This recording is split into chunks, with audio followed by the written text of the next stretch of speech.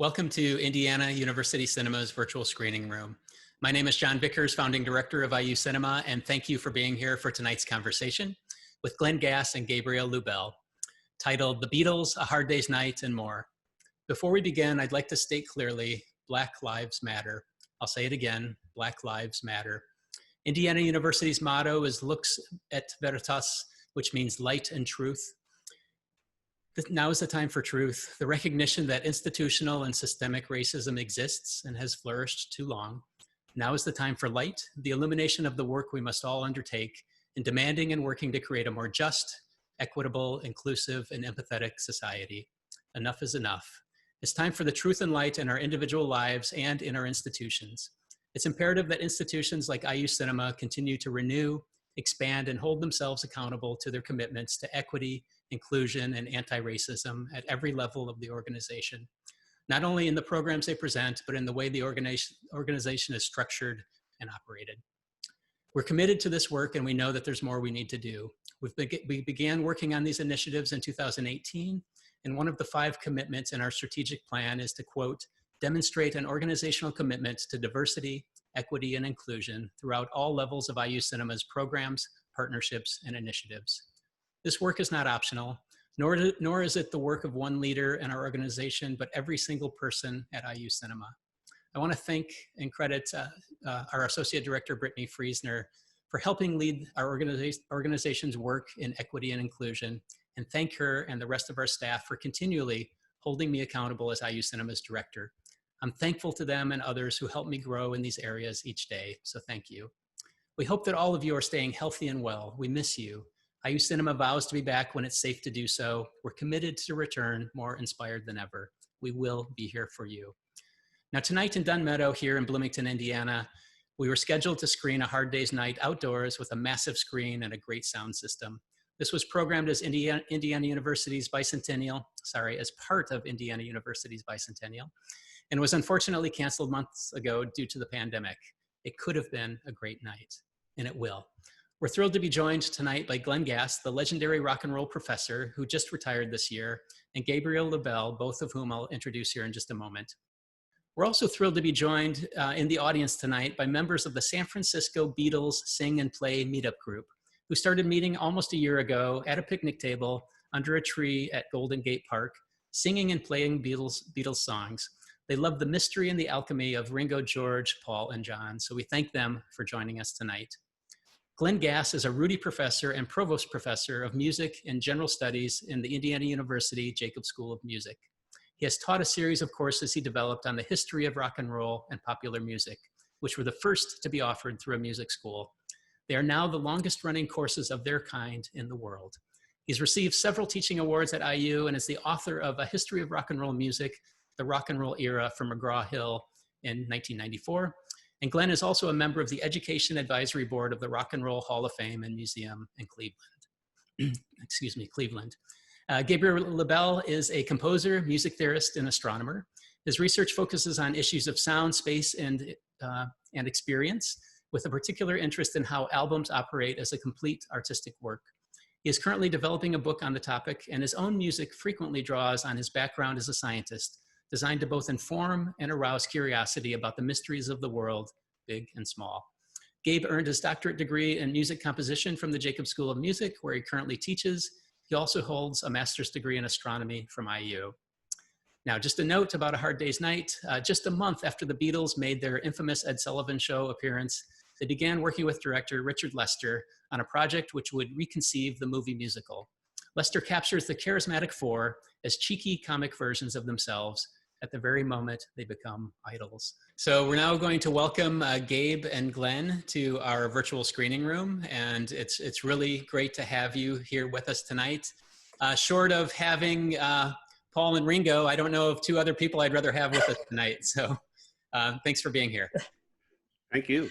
Yeah, thank you. It's so good to be here. Good. And to be joined by all these Beatle people out in internet land. Excellent. Yeah. Yeah. So my goal is to stay out of this conversation and let you 2 just take it, and then I'll come back in as the audience starts feeding questions later on. So the floor is yours. Thank you, John.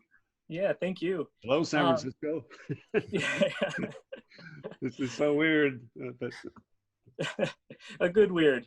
it's a good weird. Yeah, the whole Zoom era is weird, and I technically retired, as John said, May 31st. So I'm 4 days into retirement. So I love that the last thing I'll ever do as a professor is something related to the Beatles, and the first thing I'll do as an emeritus professor is the Beatles. So I can't escape them. I have a letter I wrote to them in 1964 saying that I'll never forget them till the day I die.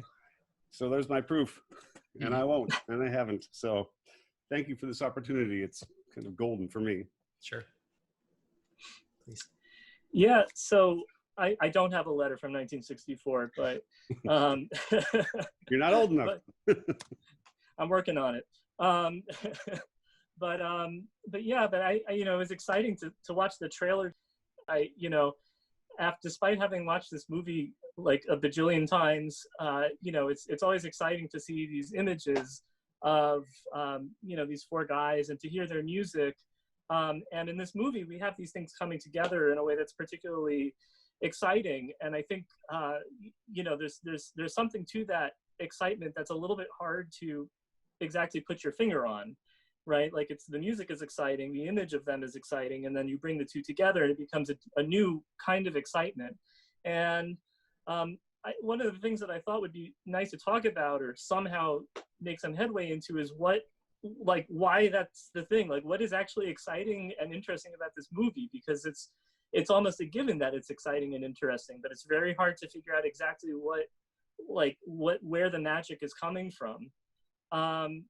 And since there's so many ways to break into that, I thought we might start by thinking about the music, since, you know, theoretically, if you're coming into A Hard Day's Night, you know that they're a rock band and that their job is to make music for us. So I thought we could start just talking about a little of the music.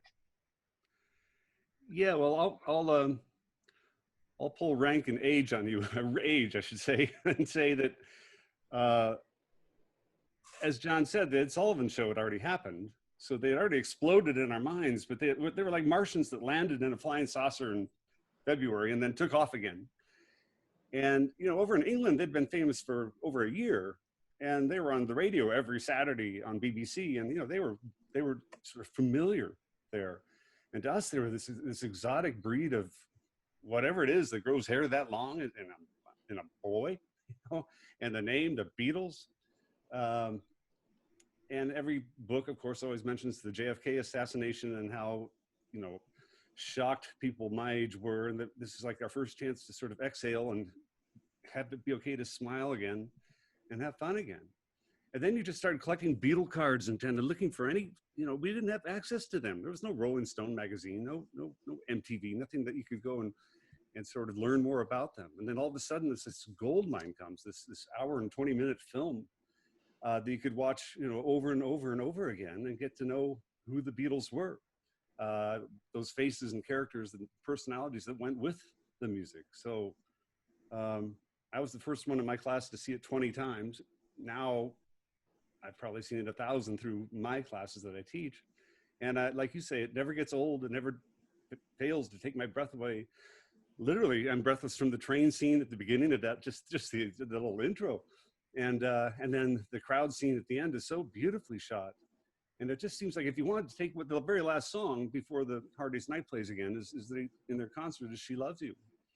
And if you wanted to somehow capture that just kinetic excitement of that music, you couldn't do it better than Richard Lester, the director, did with the way he shot the film, with the really fast edits and the handheld cameras and this zoom, this freeze on this girl, back to the Beatles, George and Paul at the mic, John. It was just this beautiful, seamless whole, that the music and the visuals and you know, everything just seemed perfect about them. Like you went in trying to figure them out and you came out going, yeah, that's it. You know, we were the Beatle boomers. So one interesting thing, I think, the most interesting thing really is that Hard Day's Night is the one and only Lennon-McCartney album. There are no covers, no Carl Perkins, no Little Richard songs, and no George Harrison song. So it's the one, the only Beatle album that's pure Lennon and McCartney. And when you think about that they wrote the entire album. They had released with the Beatles an album at Christmas time in '63, and I Want to Hold Your Hand, the single that broke them through here. And in between then and the time they start filming in March, right after they got back from conquering America, they had to have a bunch of songs ready to go so that Richard Lester could plot the movie around them. So they're on fire in this period. It's like they're just untouchable. It's amazing, the kind of fever pitch of confidence they're on. And I think that's come through this in the songs. This is just a joyous, buoyant album. Sorry, that was a bit too much, but I'm excited. Well, it's easy to get excited. Well, yeah, and I think, and the writing of this music is, I think that's a really kind of important component of this, because you mentioned we get this sense of dynamism and energy from seeing them on screen, but there's also this dynamism and energy that's inherent to the music itself and to the writing of it, because I mean, like you said, they wrote it very quickly, and like the basic order of events was, hey, there's going to be a movie, you guys need to write an album's worth of music for it. Okay, go home, do that, come back, film the movie, release the album, and all that happened in like a period of a couple months. Right. Yeah, it is almost superhuman. In fact, it is superhuman, and it's so beautiful. I think the thing about the film, I mean, we got this on Ed Sullivan, but now you get it off stage as well. The sense of, these four guys that are so tight.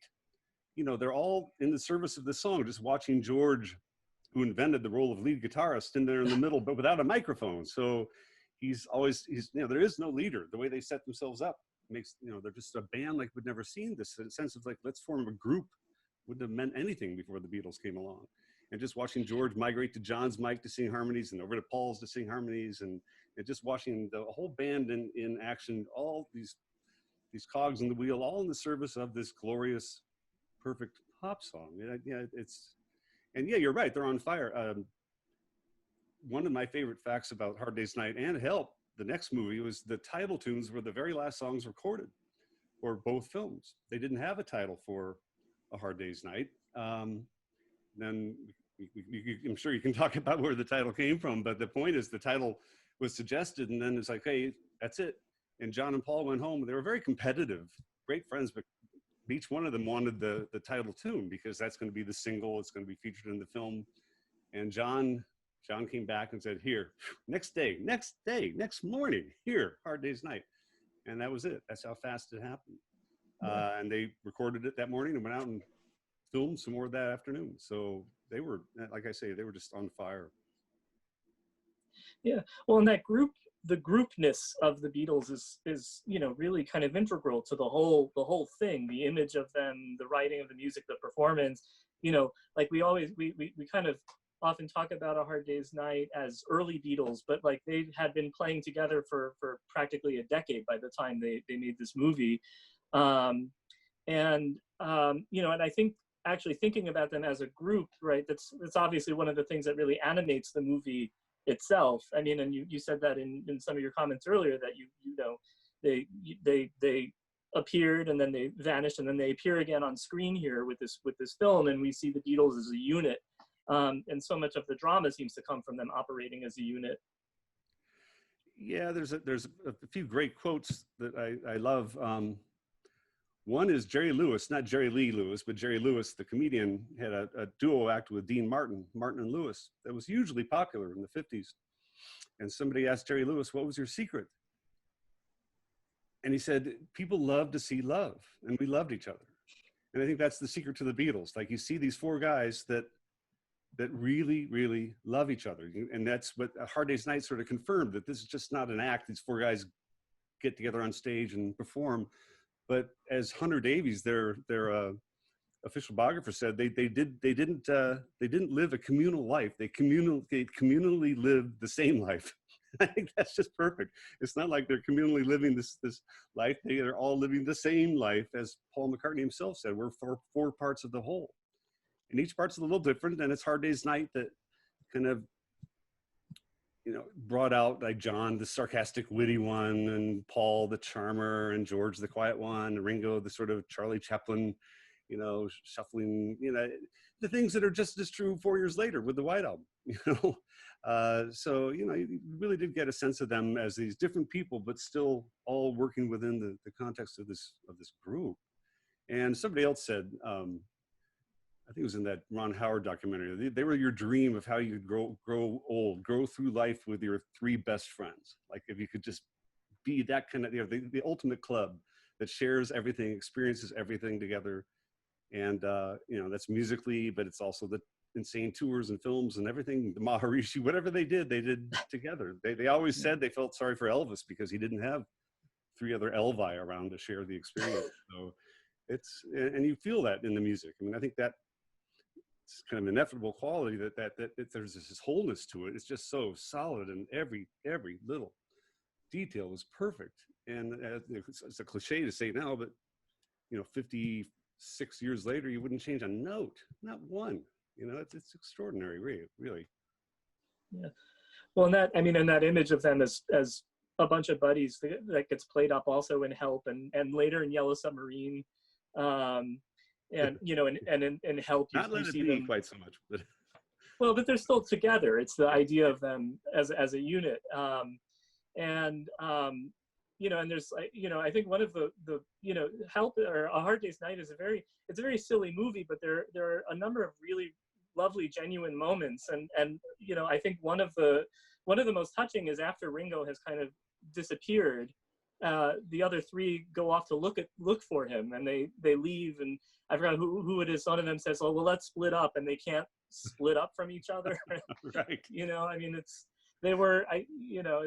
such a lovely little acknowledgement of their unitness, their unity as a group, despite being four very different personalities. Yeah, you're right. It's like they split up and they can't split up. And John has to say, and I'll look inside, okay, fine. And they're all looking for Ringo because there's a piece missing, and it's Ringo, and we got to get him back. And there's a sweetness to it. A lot of sweet. Even the first scenes, who's that little old man in the little car, in the train car, and singing down in the kennel car with the dogs and the animals, and just this wherever they go, they're just going to get, even when they escape. I mean, the whole movie is sort of, that was the premise of the movies, to show this sort of insane claustrophobia of Beatlemania. And as they say, you go from a car to a room, to a room to a car, to a car to a room, to a press conference, to a rehearsal, to a press conference, to the room. And there's that one moment when they're coming up the stairs and Ringo sees a fire escape and shoves it open and goes, "We're out." And then, of course, "Can't Buy Me Love" kicks in. It's one of the most famous music movie scenes ever. It's like inventing MTV right before your eyes. And they all run down the fire escape and out in the field and just run around together. It's like, even when they escape, they don't escape each other. They just want to play. They're like Teletubbies or something. They just want to run around in the field together until they get caught. And it's always an adult that catches them. It's the adult, Paul's grandfather, that keeps getting him in trouble, and the old man on the train that makes him close the window and turn off the radio, and the old man on the field that says, "No, this is private property, don't you?" And it's this beautiful sort of sense of youth, and that it's the old people that are screwing things up and keeping us from having fun. And it just felt like, man, these guys they were immediately our heroes and role models. It was stunning. Yeah, well, and it's interesting to think about youth in relation to them, because it's something that they actually talk about in the movie, right? That Ringo going away is the whole premise is like, oh, Ringo says, "I'm now in middle age and I haven't lived my youth enough," being guilted by Paul's grandfather. So there's this kind of, we get the sense, well, there's like youth, and we see all these children running around all the time, right? And then there's the too mature grown-ups who are too mature for their own good, right? And then there's the Beatles, who are in this kind of middle ground where, like, I guess they're adults, but they don't want to be, or they're actively resisting the idea of being an adult. Yeah, there are a whole new breed of young adults.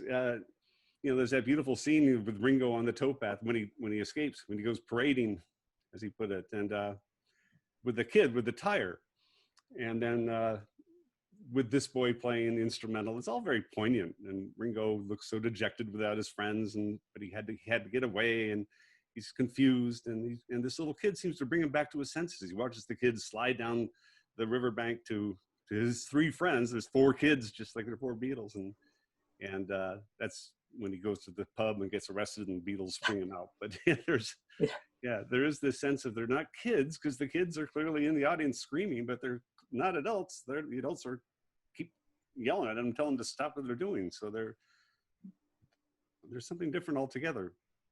I mean, they kind of defined the 60s, really. I mean, like I said, the Beatle boomers became the baby boomers. They sort of charted a course different from your parents, a way to grow up but not grow old. And I kind of like what you said about the idea that it's this young kid that kind of snaps Ringo out of it. You know, because it brings up this idea that, you know, the traditional notion of authority is no longer the one that's always going to be relevant, right? You know, I mean, here's Ringo having, you know, to whatever extent you want to call it, some kind of crisis, right? And what gets him out of it? It's like hanging out with this kid who's, you know, decided to not go to school, right? To be a deserter. And it's kind of interesting this kind of idea that like, well, what's even the, like, what qualifies as an authority? You know, like, it's not, you know, it's certainly not like, you know, the old guy on the train who wants to assert his authority. he's the villain in the early part of the movie. Right. Yeah, it is like they become the authority. I mean, at this point, they're a pop phenomenon, but there's power in numbers. You know, they're Elvis is the only thing close to them, and he was one guy. You know, there's this beautiful way they can bounce off each other. The only thing that people could compare them to was the Marx Brothers. We couldn't think of anything. We didn't have the Goons, you know, and Monty Python didn't exist yet over in England even. And, you know, this sort of group humor seems so sort of, it was hard to put your finger on what is this? So people would call them the 4 musical Marx Brothers, things like that. But the people, the adults that saw the movie, you know, distinguished film critics came out, almost every review opens with sort of a variation on, you're not going to believe this, but this is actually a really good movie. It's like everything the Beatles touched. You know, when they do a movie, they don't make a crummy rocksploitation film with some 2-bit director just to hawk their songs. They make a great movie. They don't even labor with a plot. It's just the Beatles being the Beatles. They don't take stage names and they don't act out. It helps a little more of a plot, but still they're the Beatles in that. There's no mistaking.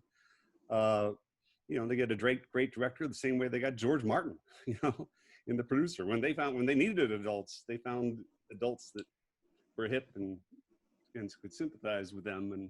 But by the time you get to Sergeant Pepper, and it's kind of, you know, look at these guys behind me, same guys. I mean, really. And that's not 10 years later, that's 3 years later. I mean, literally, exactly. February, March 64 is when they're recording A Hard Day's Night, and February, March 67, they're in the studio working on Sergeant Pepper. It's amazing that the same guys pulled off the 2 big events of the 60s, you know, Ed Sullivan and then this. And by this point, you know, they were our leaders. You know, they were who we looked to. You know, if your mom said, I want you to go this way, and Paul McCartney says, no, try this way, you're going to follow Paul. You might not follow Jerry Garcia, you know, if you're a 12-year-old from Greencastle like me, but, you know, the Beatles you could trust. They never led you astray, and they never did either. Well, it's even alluded to internally within the movie. I mean, you know, you as an audience member, you watch it and you're with them the whole time.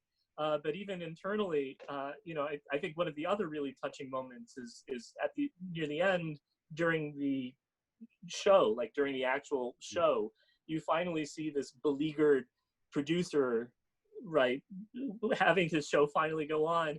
And, you know, he's been stressed the whole time, but now here at the end, he's finally like actually enjoying himself and enjoying the music. And despite all of the stress that they put him through during the day, at the end of the day, it's like, oh, wait, I like this. This is good. Until Paul's grandfather comes up during She Loves You. Yeah. A good touch. But yeah, well, right from the start, there was that. I mean, it's one of the great film beginnings too. You get that, you know.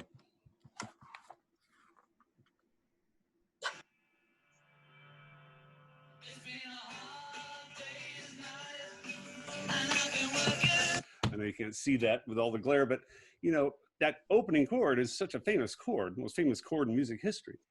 And, you know, and then the film opens with the Beatles running toward the camera being chased by fans. I mean, it opens in full stride. It doesn't build it up. It just bang right there, which is beautiful because, you know, they filmed this pretty much in sequence. I mean, most films are shot, you know, all, you know, different, whatever. There's no sense of chronology. Then you edit it to make the chronology. But Richard Lester knew the Beatles were not actors, and it'll make it easier for them to kind of film it in the order. So they started with these train scenes at Marylebone Station in London. And that was, you know, long before, a couple months before John had to write the title tune when they finally came up with a title. So he knew what the beginning of the film was and that the Beatles were being chased all over the station.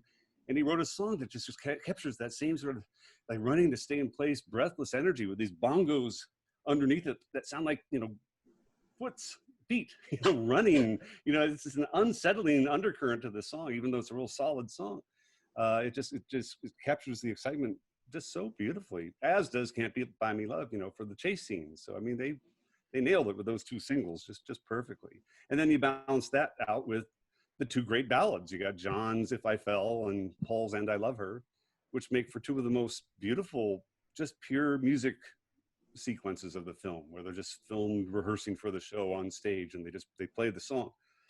And those are gorgeous, absolutely gorgeous, I think. Yeah.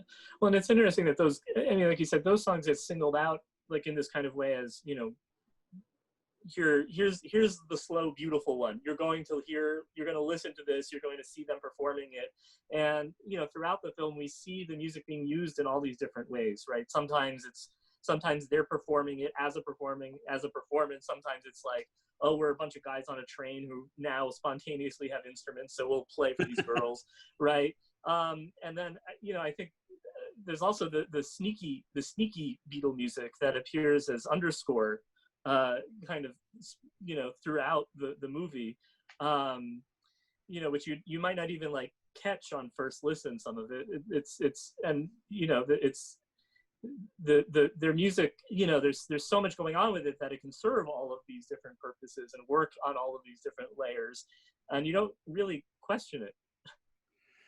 Yeah, it's just like this kind of fabric that's there all the way through the film. Sometimes the spotlight's on it, and sometimes it's just in the back, but it's never unwelcome. Even George Martin's instrumental versions, you know, sound kind of familiar already, even in '64.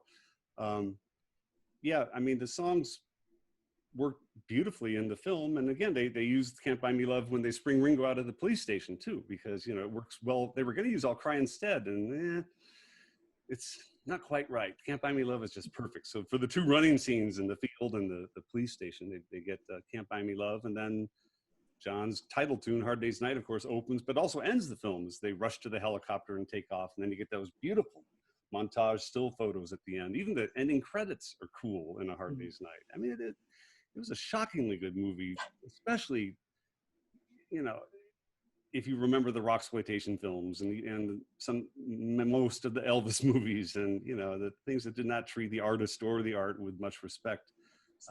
Richard Lester treated these guys who had not even been to America when the movie got, you know, contracted. So, you know, they're taking a big gamble that these guys will even exist in 5 months, given the shelf life of pop music. So how golden was it for United Artists that the Beatles, in between signing the contract and filming the film, conquer America and suddenly multiply their audience 1 million times, and guaranteed huge sales for the record and the film.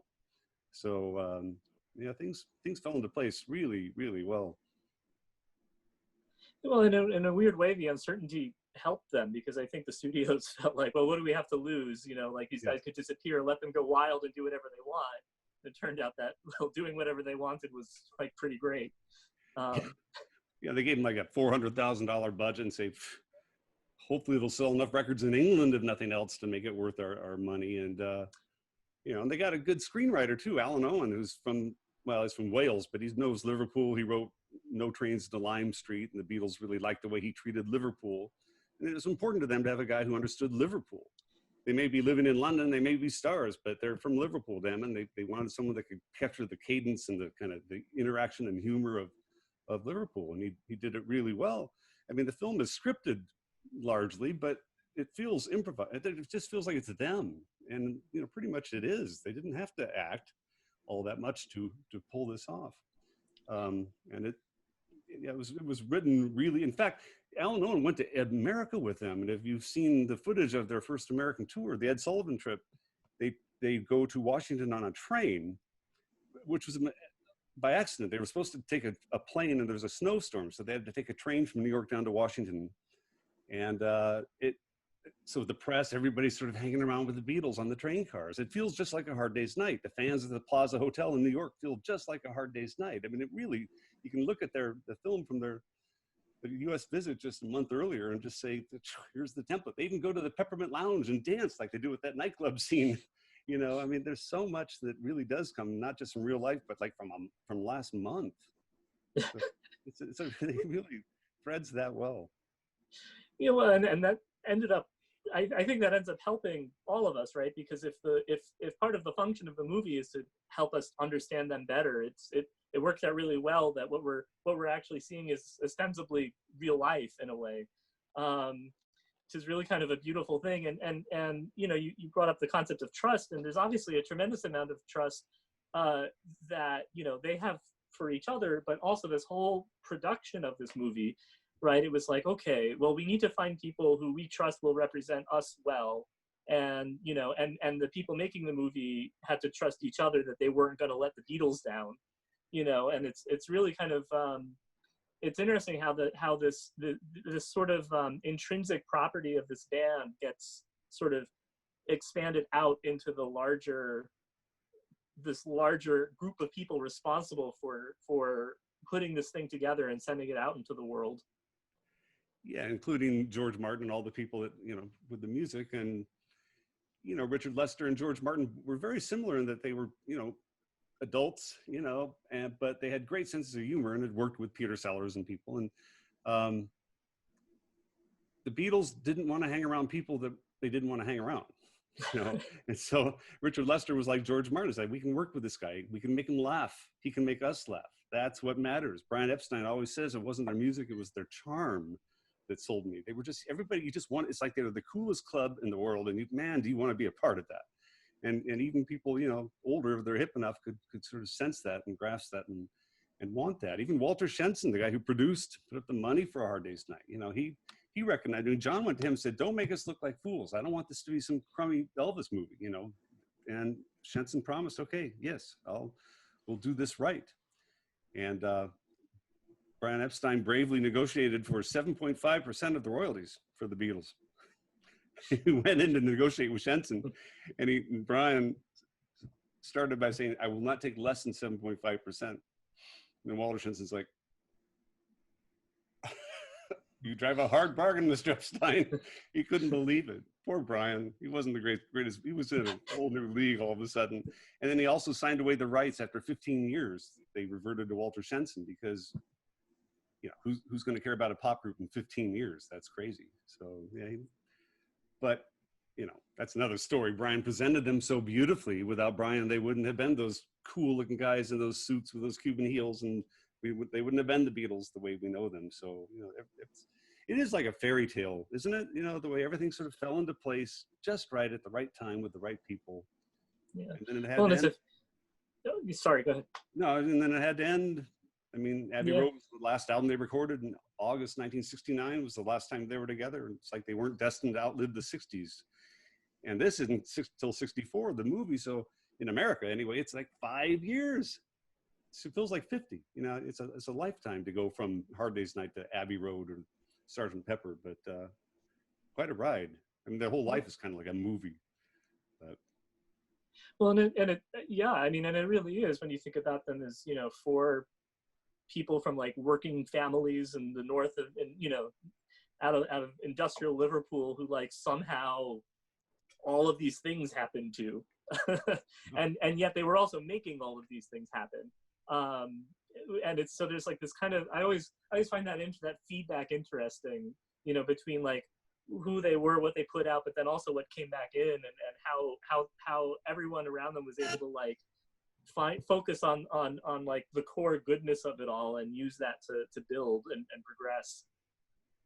Yeah, the good the good faith, the good spirit of the film and the band was, you know, overrode even adults that wanted to hate it found it hard. You know, it's like, this is, you know, what's to hate? Stones, the Rolling Stones, we can hate with impunity if you're an adult, but you know, the Beatles are just too joyous and too fun. And you know, like John talked about the times we're in, it's almost strange to see something that's so exuberant and joyous and youth and joy filled at a time like this, but maybe it's even more important to be able to exhale at a time like this before you inhale again. I don't know. But to me, this is just sheer bliss. And then you're right. It's like there are these guys from Liverpool, which was nowhere in the provinces, with funny accents that in England stuck out like, you know, like Elvis from the South with a name like Elvis, you know, a name like Beatles. But they went to good schools, you know, the reforms after World War II, they got good educations. They went to the Philharmonic. They were drugged to the art college and art museums. And, you know, Ringo can make a line like, oh, and she'll only end up frustrated, you know, or, you know, they loom large in his legend, his drums, and things like this that don't sound that would sound ridiculous coming out of Elvis's mouth, maybe. But they were, and clearly John was just so clever. You know, it was like, wow, we through the press conferences too, you just got the sense that these guys they're a new breed of pop star. It's not just yes, ma'am, yes, sir, I'd love to make people happy. It's like, no, they were real, and gave the whole generation a license to be a little freer, a lot freer. Yeah. Well, and they were very, I mean, they were very curious and very smart and witty. I mean, you know, Stockhausen ends up on the cover of Sgt. Pepper, which is like totally mind blowing in its way. But and this wittiness, I mean, the only, you know, the only yes or no answer they give in the scene with the press conference, has fame changed you? George says, yes. Yes. You know, and I mean, it's kind of, it's fun because I think part of the new breed that you talk about, this kind of coolness, it's a coolness that depends so much on this cleverness and wit, you know, on like quickness of mind and response and humor, which is it is a different model of coolness than I think was more common previously. Yeah, I mean, John definitely had an edge to him, a really cool edge. It's like, you know, this guy is as generous and beautiful, and then he could cut you to shreds if he wants to. And that, you know, everyone always says that about John. And yet you get Ringo, who couldn't harm a fly. He's Ringo, our little Ringo, you know, balancing out John. And then you get to Paul is like, you know, Bambi coming up to your window and just looking at you with those eyes. It's like, and then George, who strangely has become most of my students' favorite Beatle in the last 5 years. It's funny, whatever's happened with that George has become really, really prominent. But you know, he was a great foil to all the other really strong characters. And then he had his own, you know, like when the shirt designer tries to, you know, co-opt him into, you know, sponsoring or whatever, you know, I'm not going to be caught dead in that, you know. And you know, most pop stars would be, you know, sign me up. You know, they just seemed real, and the humor seemed real, and the wit seemed real, and the intelligence seemed real, and because it was. Yeah, well, and George, you know, George, it's in this movie in particular, it's a little hard to define what his thing is, you know, because he's like, in a way, he's as sarcastic as John ever is. Mm-hmm. But you know, he has all these lines with these long words, and you know, the line that makes no sense, and you know, but he says because it sounds cool, and you know, and yet he also has the goofy moment of knocking over the amp. So he's you know, he's a little he's a little enigmatic even at this stage. Yeah, and that's not your grandfather. I've seen your grandfather. I can't imitate Beatles, but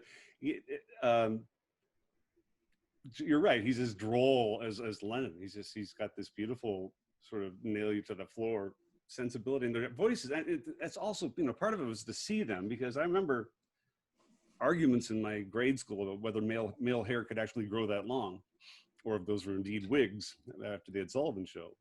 And so it was amazing to see them and start to realize, oh, they actually don't look identical, because we thought they did, you know, at first. And then you get to see now they're actually very different. And even their accents are all a little bit different. Their voices are so distinct. And now I think you can probably understand every word, but back in '64, it's like, what? It sounded so foreign to my ears. I'd never heard, I mean, English accents were strange just because the world was bigger, but Liverpool accents were really impenetrable. So and we had to get used to that, and which made them such a distinct breed, you know, of beings. They talked a different way, they looked a different way, they acted a different way. You know, everything about them seemed new. Like this, the '60s are on. And then 56 years later, we still love them. That's pretty cool. Who would have said that with a straight face in 1964? I'll bet in 2020 they'll be showing this movie and hearing this music. That would have been laughable. I mean, insanely laughable. Yeah. So we got pretty lucky. It's like Ludwig will be playing your 8th Symphony in 1890s. Yeah, right.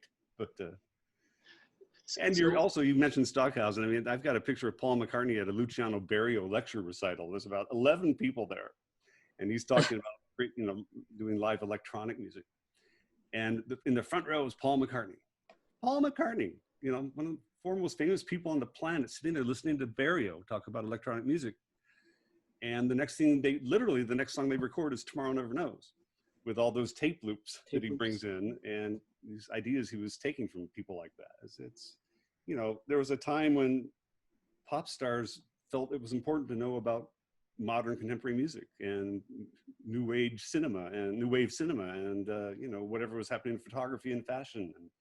And it was a great time. It must have been incredible to live in London in '64, '5, '6. Just incredible.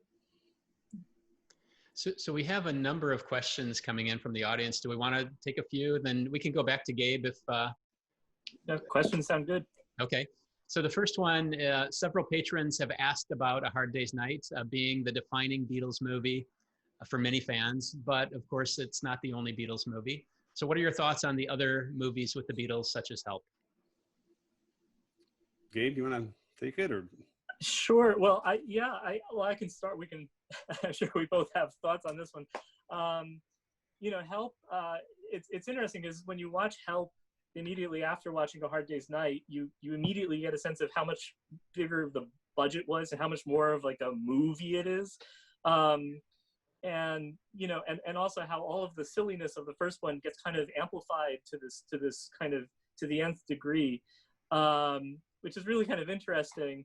And then, you know, but that sort of like reinforces these things that actually still somehow get reinforced in Yellow Submarine, which for me, Yellow Submarine has always been my Beatles movie. You know, I have the benefit of all the Beatles movies existing when I was born, and Yellow Submarine presented itself first. But it's kind of interesting how, as removed as Yellow Submarine is from A Hard Day's Night, visually, you know, musically, from all of these perspectives, these like core Beatle values are still present. And, you know, all of these things that we've been talking about with how much trust there was in the production staff and you know, like these people understood, and they understood throughout the Beatles filmography, really. Which is honestly part of why, you know, the last Beatles movie, Let It Be, is still not really readily available, because there's been, you know, there's like concern of, do we want something that doesn't so clearly align with this message of joy? Do we want that to be part of the canon visually? Mm-hmm. Yeah, that's funny. Yellow Submarine, that's such a timeless kids movie, and then so many people become Beatle fans through that.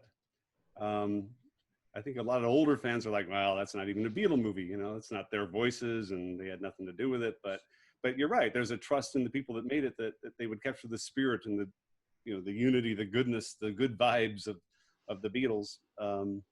Somehow threading the needle to appeal to 5-year-olds and 15-year-olds and 25-year-olds, you know, that was no small trick. I mean, I agree about Help. You know, first thing is like, it's in color, much bigger budget.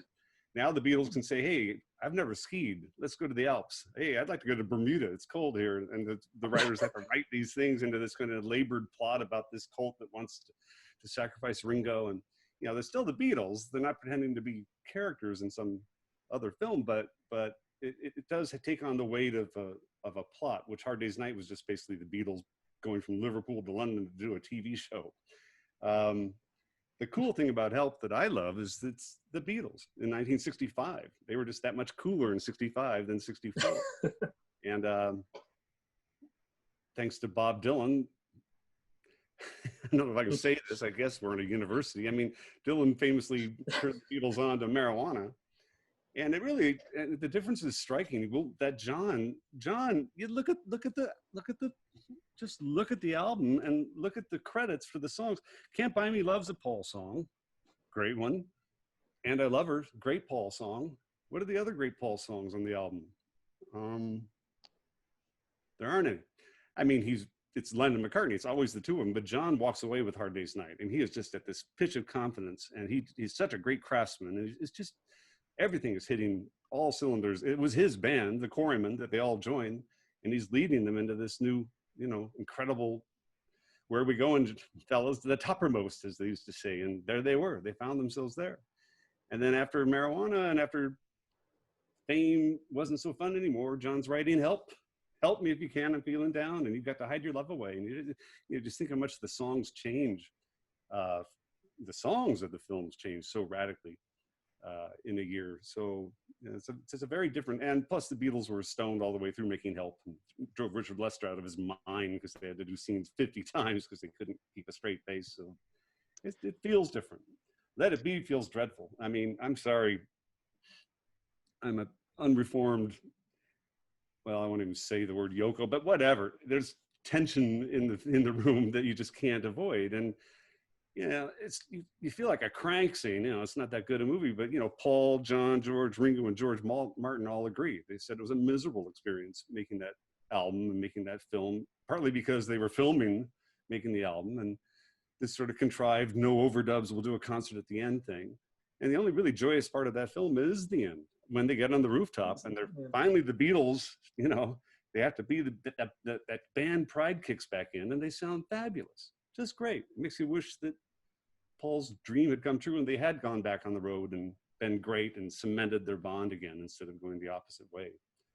But boy, talk about, and let's not even mention Magical Mystery Tour unless you want to, but talk about different films.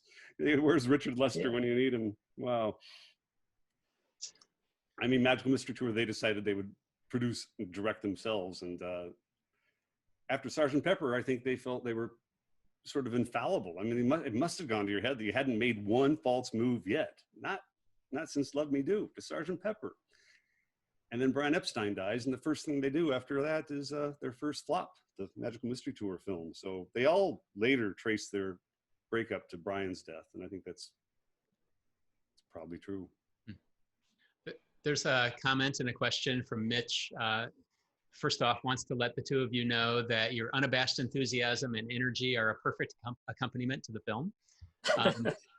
Let's go run around the field, Gabe. Yeah, where's the exit? Yeah. And then asks, how did Richard Lester get the kind of performances from the Beatles? Did they rehearse? Were they just natural in front of the camera? Yeah, yeah. The short answer is that he let the Beatles be the Beatles, and that was basically it. Yeah, I think that's basically right. I mean, hats off to Alan Owen, the screenwriter, put words in their mouths that they would actually say because he'd spent enough time, not all that much time, but enough. He knew Liverpool, and then he got the sense of each one of their personalities and how they interacted. And there was a script. They did have to work on it at home and say the right words, but there was a lot of improvising too, a lot of off the cuff things that Richard Lester couldn't have scripted or thought about. But I think again that it just feels so unscripted. It feels like a documentary. It's not, but it feels like that. It has the feel of that, and especially when you get to the, oh my gosh, the concert scenes and the fans. That was real life. It may be filmed, but that's really the way it was. So I mean, I remember seeing it at the Von Castle Theater in Greencastle, Indiana, and the girls screamed all the way through it. I mean, it was really making me mad because I wanted to hear it. But everybody wanted, this is our taste of Beatlemania, and the girls were screaming, and it was amazing. It's like, wow, it was like a tidal wave just kind of sweeping across. And it's hard to imagine what Beatles would have been without A Hard Day's Night if they just put out another album and, you know, but Hard Day's Night was just perfect to seal their triumph. I mean, they'd already had the top 5 singles, like 1, 2, 3, 4, 5 on the charts, all Beatles. So, I mean, they've totally dominated the music, but then to add the film was just a stroke of genius, really. There's a quote or a comment from a patron asking about that very same thing, that recalling that there was a woman screaming or a girl screaming in the audience the entire time. Was that pretty common across the country, do you think? Or yes, I mean, yes. I have pictures of, like, maybe it's a small town thing. I don't know if they did that in Chicago or not, but I mean, I know all of us in our little towns that got, oh my God, A Hard Day's Night is actually showing for a week at the Castle. You know, we could go and would scream. I mean, the girls would scream, the guys would study the chords and the hair and, you know, try to emulate. We'd get our badminton rackets and pretend to be the Beatles. But, you know, it's kind of similar to, we would put on our happenings in the high school gym with all the colored lights and things and try to do what we thought they were doing at the Fillmore West. You know, we were probably nowhere close, but we were all trying to recreate this event. And those were kind of the 2 great youth events, the Beatles and the Haight-Ashbury counterculture. Gabe, feel free to jump back in, or I can keep going. Sorry, with Gabe. Audience questions or. Yep. Well, no, I'll just say, you know, there actually is weirdly documentation about some of these things. You know, like there's evidence from you know, how many times the film was shown in certain places, and, you know, how much the tickets cost, and why, you know, like why the runs might have been limited. And there are bootleg recordings, not of film screenings, but there are bootleg recordings of almost every show the Beatles did throughout the United States. And on their second United States tour, I've actually got a bootleg of their show up that they did in Indianapolis on the fairgrounds. And, you know, that phenomenon of the screaming and the overwhelming noise is, like, clearly everywhere and pervasive. It was very, oh, sorry, go ahead. Well, I was just going to say, it also, this tells us something about the communal aspect of enjoying the Beatles. I mean, much like we're doing right here, right now. I mean, you know, there's this early phase that's really kind of this kind of mania, but then even as the Beatles mature and as their listeners mature, and even as they get younger listeners right through the present day, there's still this sense of, like, well, we have these objects that they've given to us, the films, the albums, whatever. Like, we'll study them, we'll discuss them, we'll do this together. Right. I mean, that's really, it's something about their artistry that kind of encourages this communal appreciation. Yeah, I mean, that's the one thing we'll never have. We have the music, the art, we can study it, but we can never sit in a concert hall and listen to the Beatles and scream again. And it was, I mean, I saw them in '66 and the girls really were screaming. It was a very sensual experience. And they built that into their songs. And all the whoa yes and all the little catchphrases where the girls would just explode. I mean, it was, they knew what they were doing. They weren't the Stones, you know, doing the blues stuff, you know, the swagger, but they were very sensual, very sexual, very erotic. I mean, in a good sense, obviously, you know, just a release. So two patrons wrote in and said, yes, we stood on our seats and screamed the whole time. So here's a question about Richard Lester, and on the topic of who selected Lester to direct, or were there others considered, or did Lester bring them the project? Do you know the origins? As I understand it, and correct me, Gabe, I mean, they were given a list of possible directors. I mean, Walter Shenson, the producer, certainly, and then Brian Epstein kind of worked together. Richard Lester was an American living in England. I think what sealed the deal for them is he had done this running, jumping, standing still film that was sort of like a Goons, Peter Sellers type humor, you know, that John especially loved, but they all thought it was just hilarious and an anarchist. And they thought, yeah, this guy, at least they on the strength of that, they said, we got to at least talk to him. And then when they did, they realized, yeah, we can work with him. And plus he was a jazz piano player, but not stuck up jazz piano player. It was cool. They thought he could probably get the music right. And you think of how a bad director, or not a bad, but another director could have just killed A Hard Day's Night, just made it dead in the water. They're so lucky. There's a question. Oh, go ahead. Sorry. I was just saying, throughout their careers, they were really savvy about picking up the vibe of whoever was proposed to be around them for any reason. And Richard Lester was one of these cases where, they probably the question was probably presented to them, or the option was presented to them, and probably instantly they were like, yeah, he's fine, because they had this sense of what he would be bringing to it, and without having to discuss it, they just said, yeah, no, he's like us in some way, it'll be fine, let's do it. Yeah, but what's interesting to me is that they had the final say. Same thing with the screenwriter, Alan Owen. He wrote Last Train to Lime, no trains to Lime Street, and he's from Wales, close enough. He knows Liverpool, he'll get us. Most managers or producers or whoever would have said, no, here's the guy, here's who you're using. And then the Beatles, no, they will choose. Yeah. That's a lot to say for a young little group like that. Yeah. And then tell Walter Shenson, the big, powerful Walter Shenson, don't make us look like fools.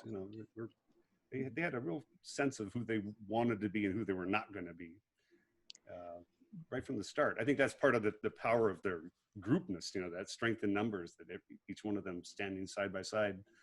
The four-headed monster, like Mick Jagger called them. You don't take them on. Here's a question from James. Ringo's in trouble or missing in the first two Beatles movies, which were both directed by Lester. Was this his modus operandi? There's a story about him going missing in real life at the Indiana State Fair in 1964. Is there something there? Ringo also goes missing in Yellow Submarine. He presses the button he's not supposed to press and ends up in the Sea of Monsters. I mean, yeah, I don't know. I don't actually know the answer, other than Ringo's an easy target and is a good sport. But, well, there actually is a really true story. In Indianapolis, well, for one thing, Indianapolis was just another city on their tour in America, a country they didn't know. But it was not just another stop, because they knew the Indianapolis 500. That was so famous. And then, in fact, they asked to stay at the Speedway Motel, which is a crummy little motel, but it was right by the Speedway. And they wanted to be there and play on the golf on the Indy 500 golf course, which they did badly. And a state policeman took Ringo under his arm and said, want me to show you around the city? And Ringo said, sure. And they drove around all night, apparently, and ended up at his house. His teenage daughter's like, what? He walks in with Ringo and gives him some coffee and takes him out to breakfast, and finally gets him back to the Speedway Motel, where everybody's going, where's Ringo? He's been gone all night. Oh my God, what's happened? So yeah, he did really actually go missing in real life in Indianapolis. It's true. There's a question from Melissa. Did the Beatles really want to make a movie version of Lord of the Rings after filming A Hard Day's Night? Peter Jackson mentions this story on a recent Zoom call about Lord of the Rings. Do you know anything about that? It's often written that they did. To the best of my recollection, I've never heard any of them say that in an interview or any quotes. I'm sure it was an idea that passed through their heads, but I don't think it went anywhere. Correct me, I'd be delighted to be proven wrong, but I don't think that was likely. Yeah, that's my understanding as well. I mean, they had so many ideas that were really just, here's a thought, right. A thing we could do, that ranged from the full spectrum of possible. So yeah, I mean, they were they were literate. They knew the works. So. Well, and also you could think about '66. After Rubber Soul, theoretically, they should have made their next film. They owed United Artists 3 movies. They did A Hard Day's Night, and they did Help, and now they do. And they decided, I mean, after Rubber Soul, you cannot go out there and make Help or A Hard Day's Night. We've grown too much, we've changed too much, we got to find the right thing. And they decided, rather than stressing over that, they would just take some time off instead and wait for the right thing to come along, and made Revolver, which is not bad. pretty cinematic album, actually. So George continued to produce films with his production company, Handmade Films. Did any of the others continue to remain involved in film? Well, certainly John with Yoko did Right. a lot of film, kind of the experimental art films. Paul, give my regards to Broad Street and a few other really forgettable things. Ringo, his big ambition after the Beatles was, to be an actor. I mean, he was not a songwriter in a league with the other three, and he knew that. But he had done some acting he got all the big praise in A Hard Day's Night, and that's why Help featured him. And he was in Candy, and and then of course Magic Christian right before they made Abbey Road. So he made a serious stab at an acting career, and he directed, what was it? Someone's going to be biting my head off, but he directed a really good movie that is about old rockers. That my name it's escaping me now, but oh well. So he tried both sides of the camera, but it ultimately didn't lead too far. Okay. Thomas asks, did any of the four ever discuss this film or Help later in their careers? Probably. I mean, the film looms large in their legend. And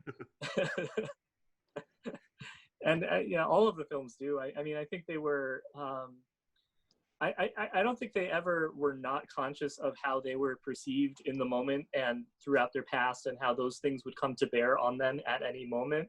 And I mean, I would have to imagine that one of the hard things about being a Beatle, not that I would know firsthand, is that you have all of this behind you. And it seems to be most of the time they were most interested in talking about what they were trying to do at the moment rather than what they had done before.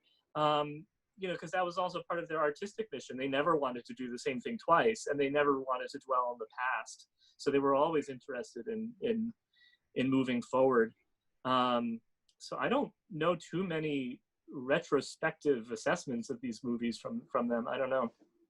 Yeah, I mean, they would come up with some regularity in interviews, but they wouldn't dwell on them. You're right. In Let It Be, there's a famous scene where Paul's trying to talk John into something. He says, well, George says no more films, but what he means is no more Hard Day's Night, no more Help, but this is a film, and now he doesn't mind this. And they would refer back to those as sort of like, I think, we're not going to do She Loves You again. We're not going to make the girls scream again. We're past that now. But they would use these films certainly as marking points. And I think it's John in that Rolling Stone 1970 interview that sort of set all of our way of thinking about Hard Day's Night. It's a great one, and Help was just sort of a James Bond spoof, the way he looked at it. But he said we're bit players in our own movie in Help, but the movie was us in A Hard Day's Night. So they would look back on it, but no more, you're right, no more than they would look back on one of their old albums, which they rarely did too. Okay.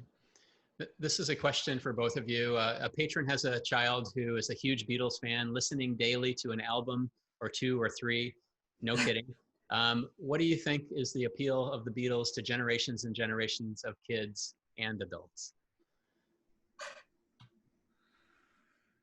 I can speak from my own experience. I can hold up my letter again. From second grade. They were very child friendly. In fact, I used to show this letter in my Beatle classes when I was young. I was young once, like when I started the class, it was 1982. And it was embarrassing that I was in second grade when the Beatles hit. I thought, that's pretty young, and now here I am talking like whatever. But now I get it. I mean, when I got it, it was when I had kids, when we had our two sons, and I realized that they loved the Beatles right away. It was the first music they latched onto. And, their melodies are so strong and so clear. Their intent in the music is so clear, especially the early songs, but even the later too. I mean, they welcomed everybody into Sgt. Pepper's tent, 7-year-olds and 17 and 27 and Yellow Submarine you mentioned. I mean, that's kind of a rite of passage for a lot of kids still. I think that's one of the great and incredible charms of the Beatles is they could appeal to almost everybody. They didn't exclude anybody. in the way that a 5-year-old might not take to the Stones right away, you know, Right. or Well, I think Dylan. you also, yeah, I think you also get the sense, you know, kids like to play, but kids also like to be, you know, want to be grown-ups. And I feel like you get a sense with the Beatles music that, you know, it is, first of all, it's like very good music, right? So anyone who cares about music will want to listen to good music.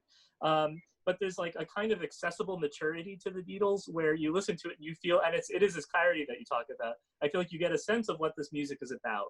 And you get a sense that, yes, I can relate to this even if I haven't lived it, you know?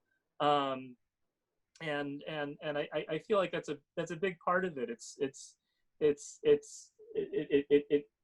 through the lyrics and through the music, there's kind of direct path to something that you understand about the way people and the world work, but maybe don't yet fully understand, which is true for all of us all the time anyway. I mean, you know, I don't pretend to have all the answers about being a person, you know, and consequently there are still answers to be found on some level in this music.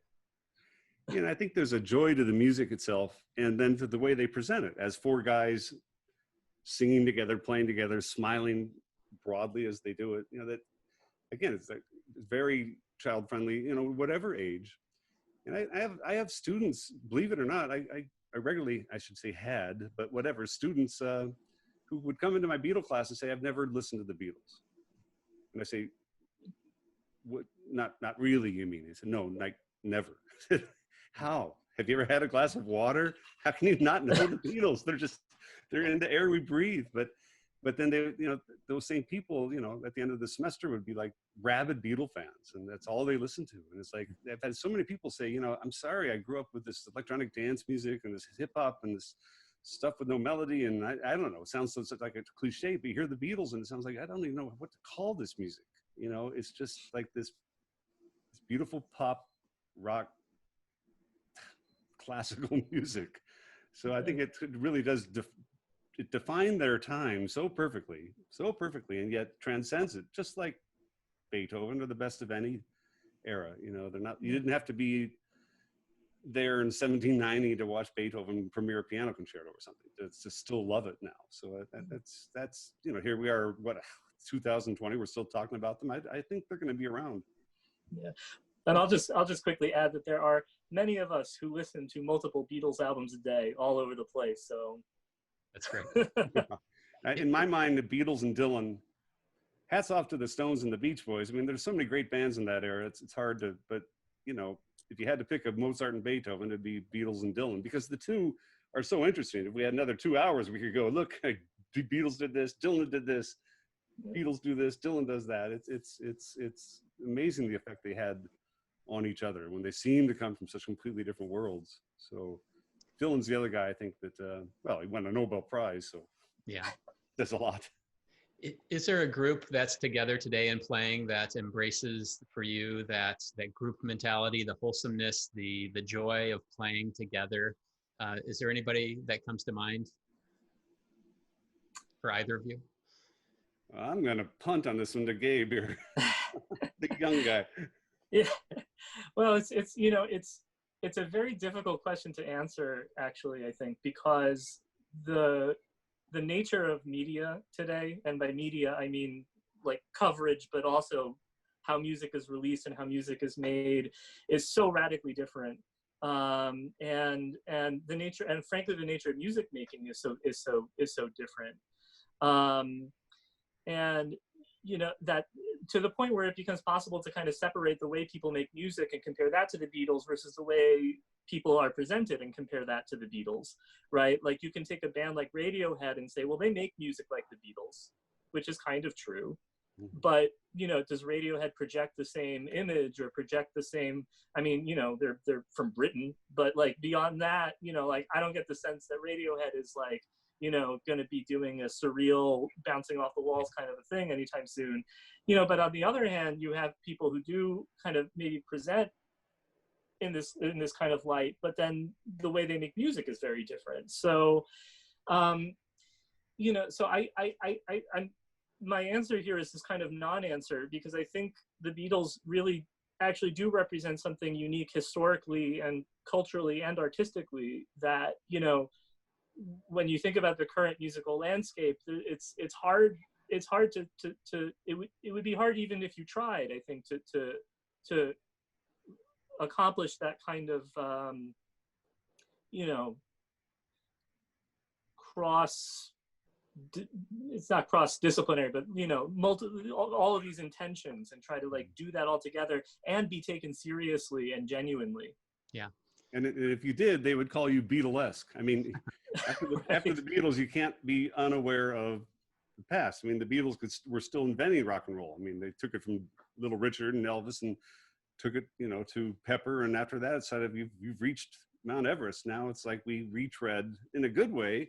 You know, I don't want to sound like the old guy that doesn't like modern music, but I don't think it's an insult to every composer that's ever written I mean, Gabe, you can bet you're with me on this. It's not an insult to say there's never been another Beethoven. I mean, late Beethoven sonatas, nothing's ever going to top that.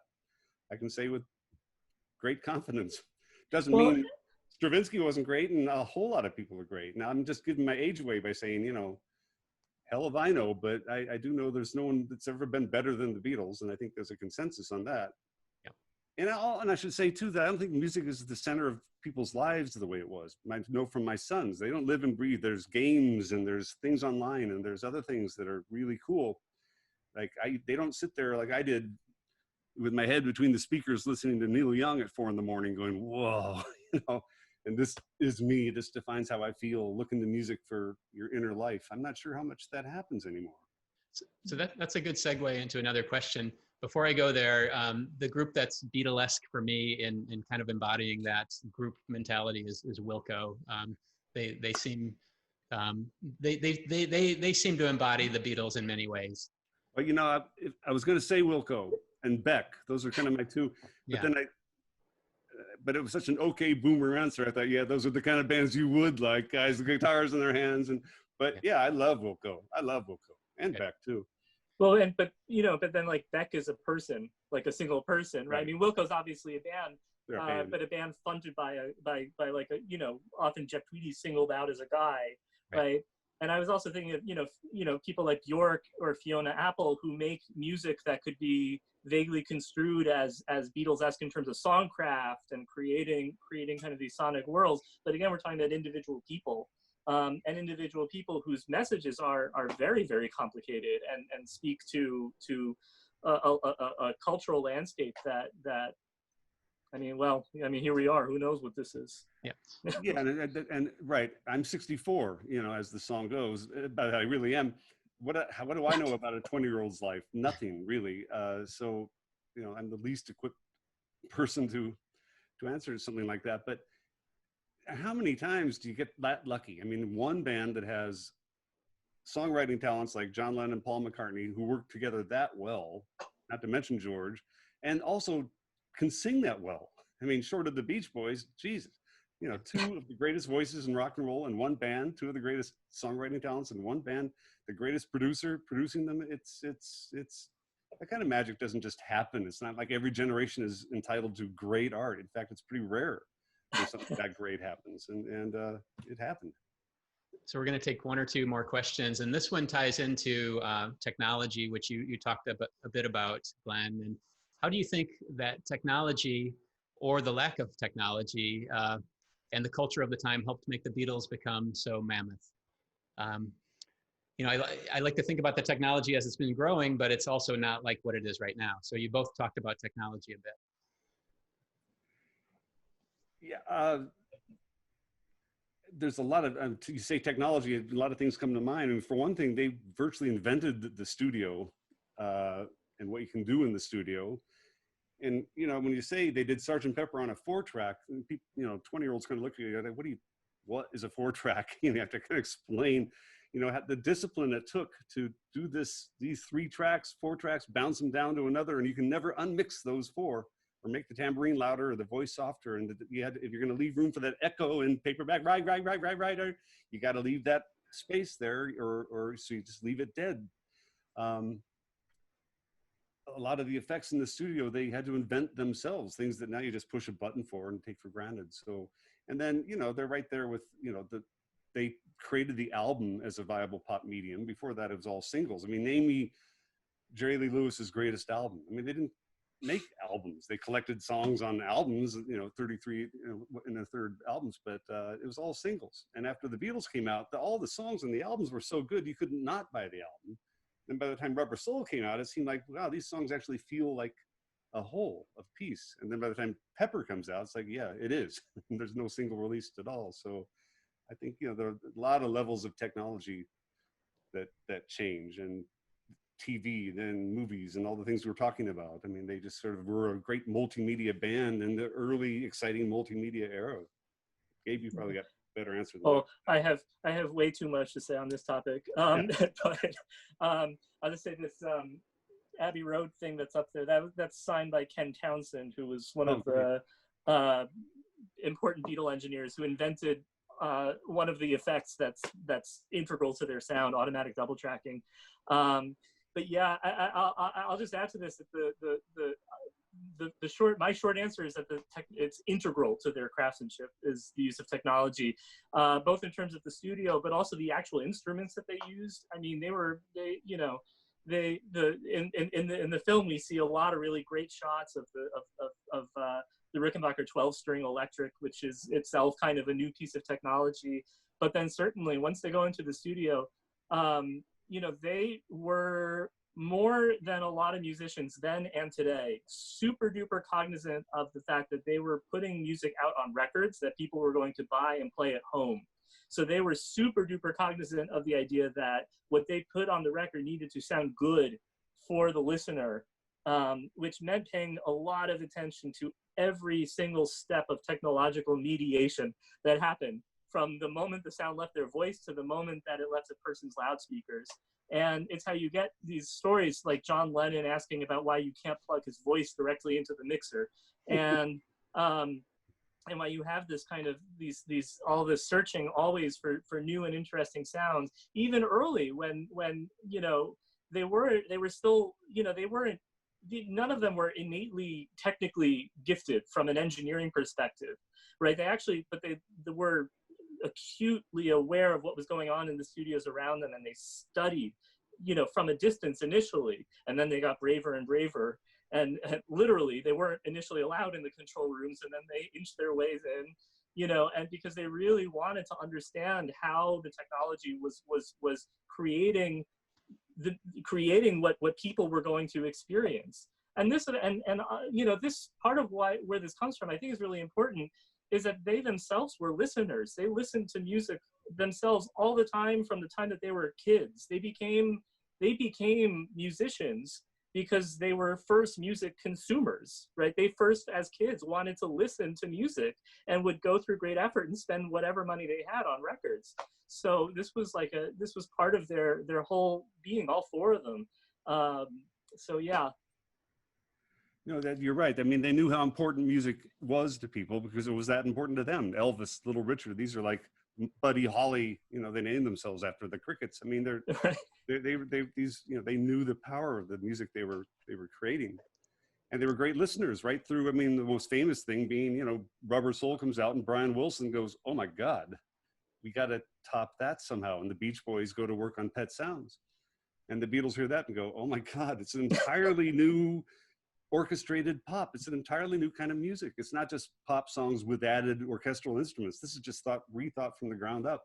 And they start working on Sgt. Pepper. And it's part of the glory of the 60s is like, Dylan comes out, Beach Boys, the Byrds, the Beatles, Stones, everybody sort of answering everybody and ratcheting everybody's ambition sky high. I don't think pop's ambition has ever been that high, before or since.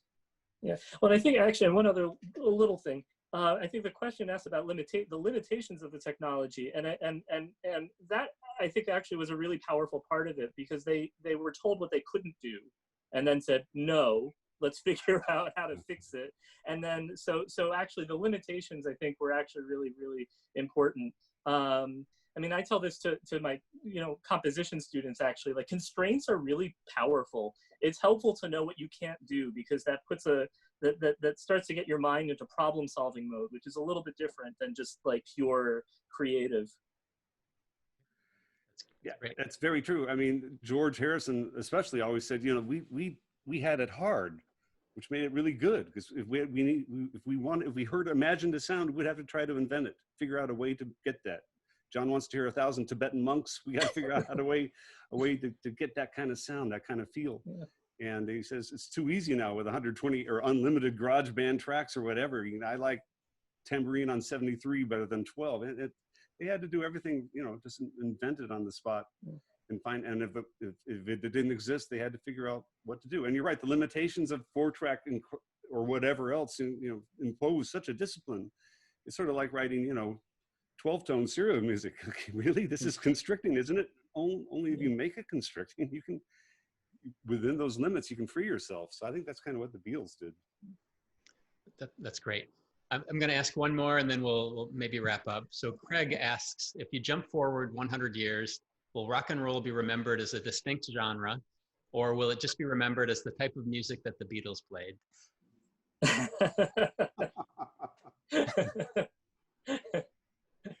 That's an interesting question.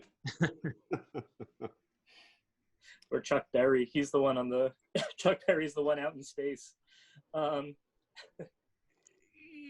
Yeah, that's a hard one. I mean, who would have said 50 years from now? And now we're past 50 years, even from Let It Be. We're going to start cycling into the 60th anniversary of Love Me Do and Ed Sullivan. So I think on some level, the Beatles will, I don't know, I would guess always be the most famous pop group ever. And for some people that will define music the way Glenn Miller does for big bands or whatever, Louis Armstrong. But then students of the music will listen to Dylan and the Stones and Chuck Berry, yes, of course, and Little Richard. And no, I don't think rock and roll will be synonymous with Beatles, but I think Beatles will be, I mean, my guess is they'll be still revered and still listened to in 100 years. Well, we're at 200 years, is safe to say at this point. Yeah. I hope to live to see it. Gabe?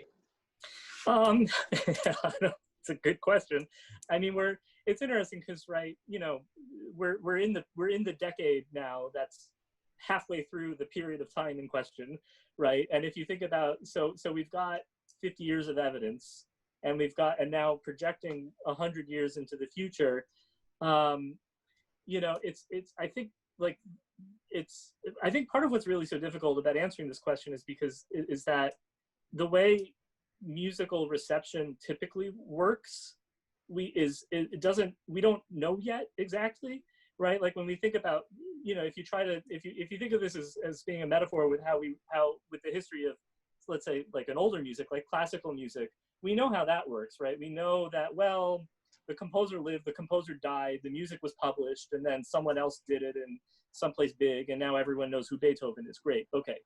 But, you know, with the Beatles and with rock and roll in general, the whole history of it is within this relatively short period of time, and it's a whole history based on recordings and recorded media, and the way we listen to these things has changed radically, not even in the last 50 years, really in the last like 20 years, and it's continuing to change. So, you know, it's kind of interesting to think about what a band like the Beatles means for the genre they represent, but also for this whole way of making music. And, you know, it's really, I agree. I'm optimistic that the Beatles will still be around and will represent a certain way of making rock and roll. Not necessarily the way of making rock and roll. They can't be the way of rock and roll because they're not the way. They're a way. You know, but they're a way that is that continues to resonate and be really, really important to so many people who make music and listen to music. So, I mean, I'm not too concerned about whether or not they'll be around in 100 years. I don't know though what exactly they'll mean. That's a hard question. Yeah.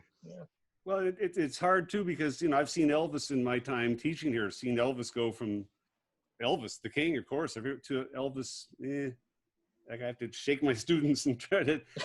and I've had, like I said, I've had students say I've really never listened to the Beatles, but when they have the opportunity, that joy still comes through. I mean, I think that's the thing that'll always be there in 100 years, 200 years. There's going to be a joy in that music that is just not going to fade.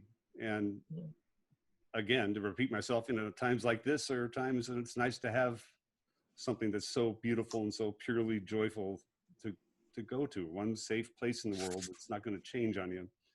And I think there'll always be that. I mean, that's a beautiful way to end, but do you have, either of you have any final thoughts or anything you want to share with our audience? I just want to say thanks again for everyone who's here, for this IU Cinema, for having me, and for having this opportunity to gather around this band and this movie. I mean, it's such a joyous vision of camaraderie, this film. And I think now, with the way the world is and everything that's going on, it just shines especially bright, just these lessons of really friendship and harmony and caring about one another. And it's really just, it's wonderful to be here, to have this time and space to think about these values. Yeah, I would just second that. I mean, there's a sense of community and joyous community, and one for all for one. Lay down for Ringo to, lay down your life for Ringo to get him back, whatever. Just that sense of, and this, to go back to the film. I mean, the film captures it better than, gosh, Gabe, I don't know, the albums, of course, but the movie itself is just pure bliss, pure bliss. If the people that have not seen this now, we're going to track you down. You're watching this without seeing the movie. You've got to see the movie. Yeah. And trust us, it really is that good. It holds up that well. I mean, it doesn't feel dated at all. That joy still comes through, and I think it always will. And yeah, sure, the times it's more important than others, but now certainly one. And I want to add my thanks to Gabe for you and John and everybody that helped make this happen. Like I say, for me, it's extra special timing. So, good. And it's raining out there anyway. We don't want to be in Dunmeadow. No, that's right. Well, thank you both for being here. Your enthusiasm does, shine through even through Zoom. And Glenn, I mean, thanks for everything you've done for Indiana University as well, really. So thanks for being with us. To all of you in the audience, thanks for being with us as well tonight. Thanks to everyone here on IU Cinema's staff as well, especially those behind the scenes producing tonight's event. Barbara Gracia, Jessica Davis-Tagg, and Elizabeth Rell, thank you. So again, thank you for being here with us. Be well and have a great night. Thank you.